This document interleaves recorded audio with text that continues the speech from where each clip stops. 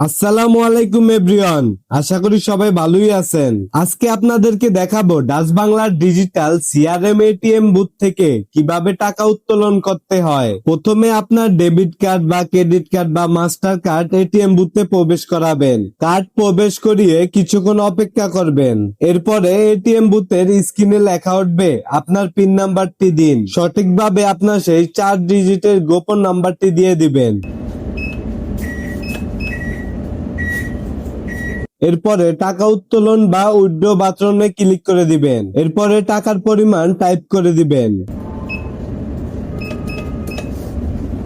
টাকার পরিমাণ দেওয়া হয়ে গেলে সঠিক বা কনফার্ম বাটনে ক্লিক করে দিবেন। এরপরে আপনাদের কাছে জানতে চাবে টাকা যে উত্তোলন করেছেন এর জন্য কি রিসিপ্ট চান। যদি রিসিপ্ট নিতে চান তাহলে হ্যাঁ বা ইয়েস বাটনে ক্লিক করে দিবেন। কিছুক্ষণ অপেক্ষা করার পরে লেখা উঠবে আপনার টাকা সংগ্রহ করুন এবং টাকার ড্রয়ারটি খুলে যাবে।